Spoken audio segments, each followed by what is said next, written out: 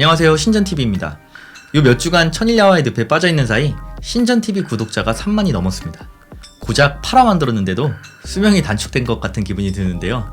그래도 많은 분이 좋아해 주시고 기다려주시니 정말 감사할 따름입니다. 구독자 1000명 돌파 이벤트 이후로 특집이 한 번도 없어서 이번에는 뭔가 좀 준비해야겠다는 생각에 마이크 잡고 평소 좋아하는 찬송가라도 불러드려야 하나, 아니면 양동근씨의 사도신경 랩이라도 한번 해볼까 하고 고민도 했었는데요. 그래도 역시 신전TV는 신화성경 아니겠습니까? 원래 신화성경 시리즈는 제가 부담스럽게 직접 등장하는 것이 아닌 이미지들로 편집된 영상에 내레이션으로 진행해왔고, 때문에 영상 편집 시간을 고려해서 내용을 최대한 압축하여 제작해왔습니다. 관련한 예술작품과 아름다운 그림들, 혹은 제가 직접 그린 이미지와 배경음악 같은 요소들이 이야기를 더 재밌고 집중할 수 있게 만드는 요소라고 생각하기 때문에 시청자분들께서도 제가 직접 등장하는 제작자의 말보다 신화성경을 더 선호하시는 분들이 많으셨습니다. 그러나 이번 특집만은 다른 편도 마찬가지긴 하지만 조회수 신경 안 쓰고 신전TV의 진짜 팬들을 위해 제가 직접 나와서 영상 편집 분량에 대한 부담감 없이 출애굽기와 관련된 재미있는 이야기들을 해보겠습니다.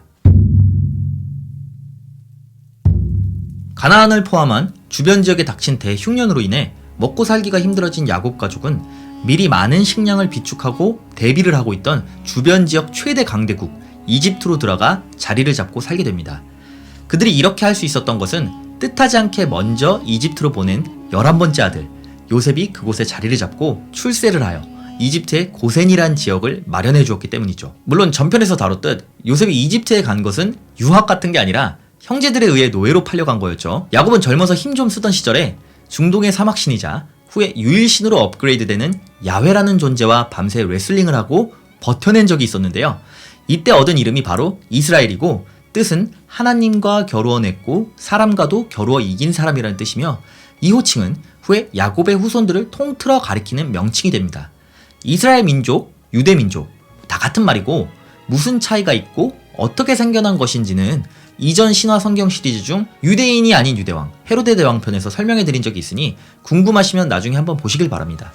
오늘은 본론으로 바로 넘어가겠습니다. 이 부분에서 사실 정확히 말하자면 야곱이 쌓은 존재는 야훼가 아닌 고대 가나안 지방의 토속신 엘이고, 이 엘이라는 캐릭터는 이후에 출애굽기 집필 시점에 등장한 야훼라는 이스라엘인들의 민족신과 같은 개념으로 통일됩니다. 기독교인들 입장에서는 절대자이자 구원자인 여호와 하나님께서 한낱 인간과 밤새 레슬링을 벌이고 떨쳐내지 못했던 것은 살짝 불편한 시나리오죠. 그래서 재미있게도 이 이야기를 묘사하는 예술작품들을 보시면 야곱과 레슬링을 하는 상대가 천사로 표현된 것을 자주 보실 수 있습니다. 이 부분에서 하나님이 본인이라고 분명 표현하였는데도 불구하고 기독교인 분 중에 이 부분에 대해 당대에는 대리자가 한 일을 보낸 자가 한 것으로 취급하기도 했다 같은 말씀을 하시는 분도 있는데, 그 말이 납득이 되지 않는 이유는 성서 다른 부분에서는 분명히 신의 대리인에 대해 신의 사자 같은 표현을 사용한다는 것입니다. 자, 처음에 이집트에 들어온 야곱 일족이 요셉을 포함하여 모두 70명이었다고 기록되어 있습니다만, 성서에서 말하는 명수는 별다른 추가 설명이 없다면 성인 남성만 말하는 것으로 생각하시면 됩니다. 그러니까 성인 남자 70명 플러스 그들의 부인, 첩, 자식, 노예 등등이 더해지고 자식을 가능한 많이 낳았던 당시 상황까지 고려해보면 수백 명 수준이었다고 생각하시면 될 것 같습니다. 거기다 부인이 한 명씩 있던 시대도 아니었으니 야곱 일족이 생각보다 많은 숫자였겠죠. 물론 이들이 노예를 같은 민족으로 치지는 않았을 테지만 이스라엘 민족은 모두 자신들이 야곱의 12아들에게서 나왔다고 생각합니다. 12아들 중 한 명을 섬기던 노예의 후손 이런 거 없죠. 그런데 이런 건 우리도 비슷하잖아요. 사실 확률적으로 볼 때 저도 여러분도 상놈일 가능성이 큽니다. 진짜 조선시대에는 평생 왕족 한번 보기 힘들었잖아요. 아니 근데 대한민국 사람들 대부분이 다 자기가 왕족이래. 차라리 저희 집안처럼 족보가 있긴 하고 벼슬하신 분도 있는데 별 볼 일 없는 집안 관리 수준이라든지 이처럼 좀 현실적으로 납득할 만한 수준의 족보를 가진 분들은 차라리 조금 신빙성이 있죠. 그렇다고 나는 양반이고 대부분 상놈이라는 그런 이야기는 절대 아닙니다. 요즘 세상에 아무 의미도 없고요. 당시 고작 수백 명 수준이던 이스라엘 민족은 다른 민족에 비해 더 강한 육체와 번식력으로, 이거 지들 생각이죠, 오랜 세월을 거쳐 이집트 전체에 가득하게 되었는데요. 이때 요셉에 대해 알지 못하는 새로운 왕이 이집트에 등장합니다. 이 왕에 대한 이야기는 조금 있다가 다뤄보고요. 이 왕이 즉위해서 보니 자신들의 민족도 아닌 타민족인 이스라엘인들이 이 나라에 너무 많이 있다 하는 수준을 넘어서 이제는 본인들 민족보다 더 많은 것 같이 보였습니다. 거기에 타고난 신체도 강인해 보여서 이들을 그냥 두었다가는 언젠가 화근이 될 수 있다 생각했죠. 그는 타국과 전쟁이라도 나면 이스라엘인들이 적들과 연합하여 자신들을 칠지 모른다는 이유를 내세워 감독관들을 만들고 이스라엘 민족들을 통제하도록 명령합니다. 이때부터 이스라엘인들의 이집트 강제 노역이 시작되는데요. 전쟁에서 패배한 것도 아니고 이민자로 들어와서 살다가 어느 날부터 자연스럽게 노예가 되는 참 황당한 경우죠. 그렇게 강인한 육체와 번식력으로 온 땅에 가득하여 왕을 두렵게 할 정도의 민족이 아무 저항 없이 그냥 그렇게 노예가 됩니다. 민족 대표 33인 뭐 이런 거 걔네들은 없었나 봐요. 또 저는 이 부분이 유대인들의 실제 역사와 매치가 참 안 됐던 것이, 실제 역사에서 먼 훗날 로마 제국의 지배를 당하고 있을 때에도 칼리굴라 황제가 스스로 신이라 칭하며 자신의 조각상을 성전에 세우도록 명령했다는 이유로 그 당시 세계 최대의 제국인 로마 제국에 자살 행위와 다름없는 싸움을 걸어 진짜 가루가 되도록 박살난 역사가 있는 민족인데, 그들의 진짜 선조가 맞나 의심스러울 정도로 그냥 그렇게 노예가 된 것으로 성경에서는 기록되어 있습니다. 가혹한 학대를 가함에도 불구하고 이스라엘 민족은 더욱 번식하였고 매우 빠르게 증가하는 인구를 이제는 이집트 사람 전체가 걱정하기 시작합니다. 나라가 사라지더라도 세계 각지에서 잘 자리잡고 퍼져나갔던 유대인들 보면 이들 민족 진짜 번식력이 끝내주긴 한가 보네요. 다른 민족이었으면 정말 지금쯤 흔적도 없이 사라졌을 수준으로 처참하게 무너진 게 한두 번이 아닌데, 강대국 사이에서 잠시 지배당하더라도 절대 사라지지 않는 것이 한반도에 사는 우리 민족과 조금 닮은 것처럼 느껴지기도 합니다. 결국 안 되겠다 생각한 파라오가 끔찍한 결단을 내려 산파들에게 히브리인들이 아이를 낳거든 딸아이는 두고 아들은 모두 죽이라고 명령합니다. 그러나 산파들은 갖은 방법으로 명령을 회피하며 말을 듣지 않았죠. 결국 모든 백성에게 명령하여 이스라엘 자손의 남자아이들을 강에 던지라 명령합니다. 그 와중에 제사장 지파인 레위 지파 사람에게서 모세라는 인물이 태어나고 죽음을 피해 바구니에 담겨 강변 갈대밭에 놓이고 이걸 파라오의 딸이 목욕하다가 발견하여 양자로 걷어 키우게 됩니다. 모세는 이집트의 왕자로 자라나죠. 이 이야기는 전에 제작자의 말 시리즈 중에서 성경이 영향받은 신화에 대한 이야기 중 아카데 왕인 사르곤의 이야기와 매우 비슷하다고 말씀드렸었는데요. 모세의 친엄마는 제사장의 지파 사람, 사르곤의 엄마는 신전의 여사제, 죽음을 피해 바구니에 담겨 떠내려가다가 공주에게 발견되어 왕자가 되는 과정까지 이야기의 큰 줄기가 흡사하죠. 또 재미있는 부분이 기독교에서는 아기 모세가 담긴 바구니가 그냥 강가에 놓이고 이것을 공주가 발견하는 전개인데, 이슬람에서는 바구니를 나일강에 던진 것으로 표현합니다. 쿠란에 보시면 바구니가 강에 던져지고 나서 공주가 목욕하고 있을 때 갈대밭 쪽으로 바구니가 올라온 것으로 나오는데 이쪽이 훨씬 극적으로 보이는군요. 또 모세라는 이름의 유래에 대해 성서에 보시면 공주가 강가에서 발견한 아기에게 모세라고 이름 붙여주며 이는 물에서 건져내었다는 뜻이라고 말하는데, 사실 모세는 이집트 말로 자식이란 뜻으로 이집트의 왕들 이름에서도 많이 보실 수 있는 이름입니다. 우리가 흔히 기억하는 파라오의 이름 중 람세스 또한 이집트식으로 보면 라모세수인데요. 여기서도 모세라는 이름이 보이시죠?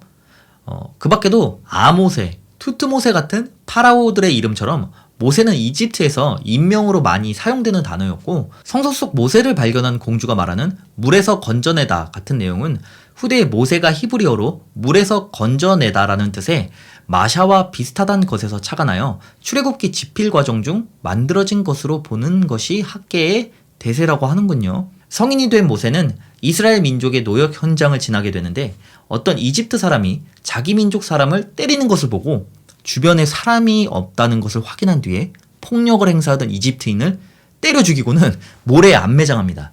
출애굽기를 다루는 많은 작품에서 모세가 같은 민족이 맡고 있는 것을 보고 의분을 느껴 주먹을 날렸다가 실수로 사람을 죽이게 되는, 즉 쉽게 말해 과실치사로 묘사하는 반면 정작 성경에서는 아예 마음을 먹고 주위에 사람이 있나까지 살피고 사람을 때려 죽인 데다가 안매장까지 하죠.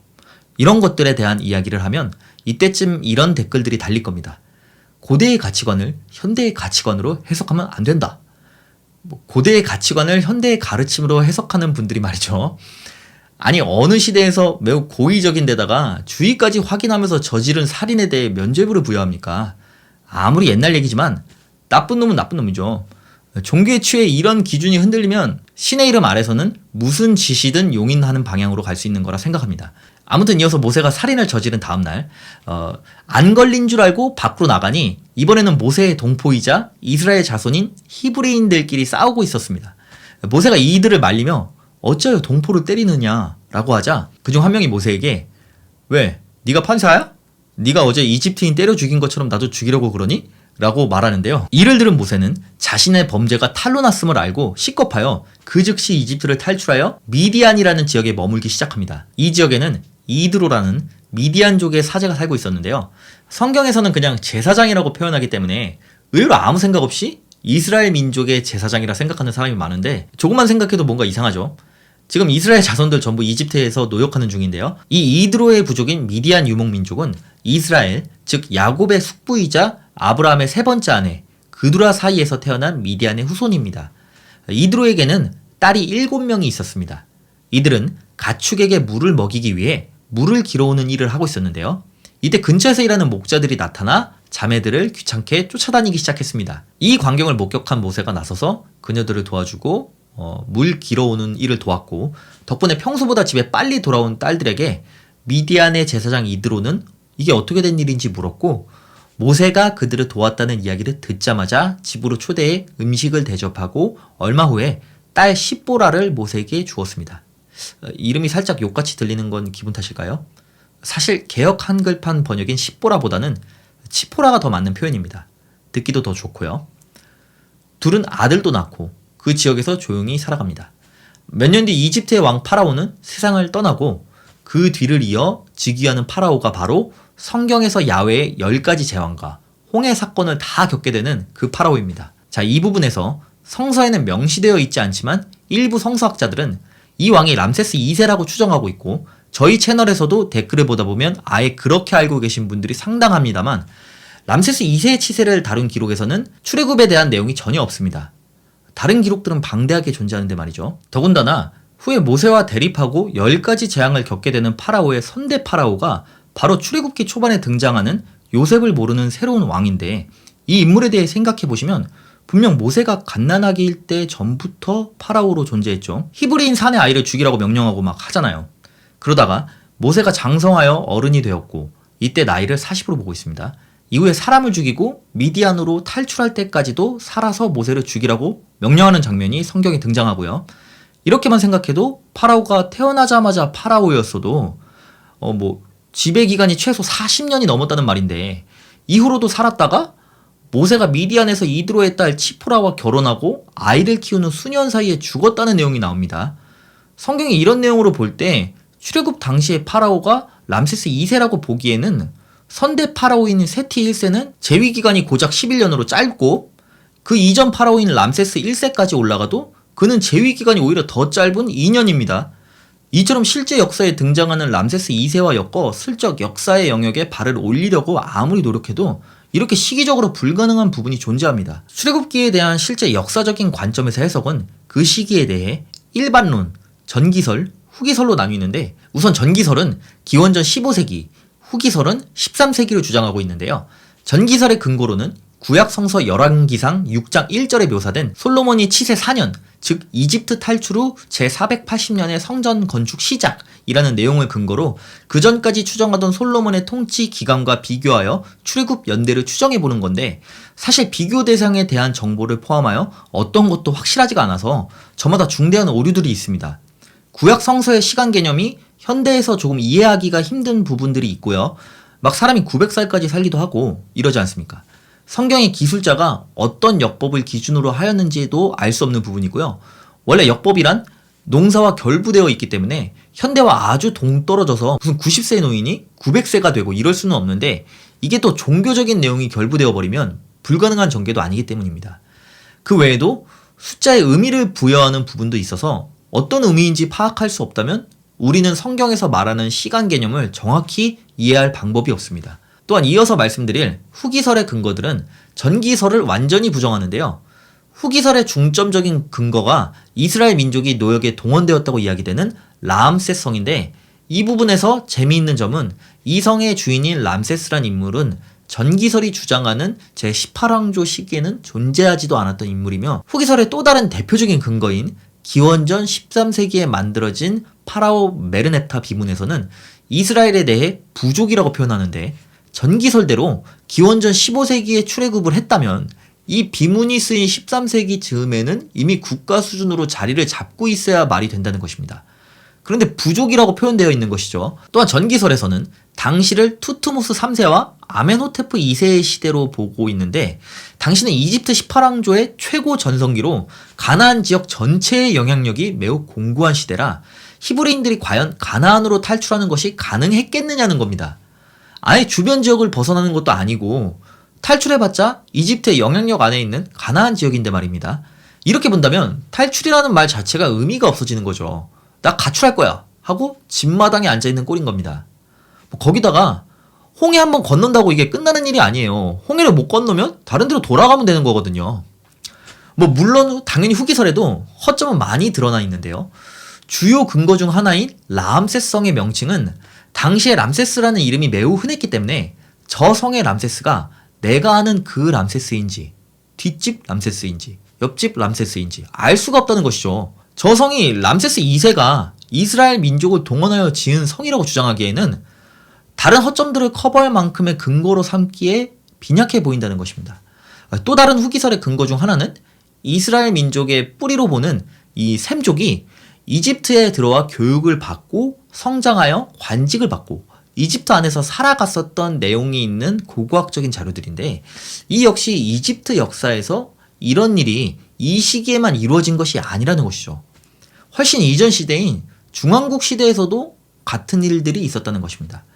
이렇듯 전기설과 후기설의 근거는 대치하여 서로를 부정하는 형태로 존재하고 있습니다. 그 밖에 일반론은 당시 이집트의 기상이변으로 인해 재해들이 발생했고 해충이나 전염병, 적조 현상이 구전으로 전해지며 10가지 재앙으로 해석되었다고 보는 시각입니다. 여기에 연장선에서 성서에서 이스라엘 민족으로 표현되는 고대 히브리인들이 이집트에서 살다가 탈출하는 사건이 한 번이 아니라 오랜 세월을 거쳐 여러 차례 일어났고 이로 인해 전해지는 많은 구전들을 후대 하나로 묶은 것이 출애굽기가 아니냐고 보는 시선도 있습니다.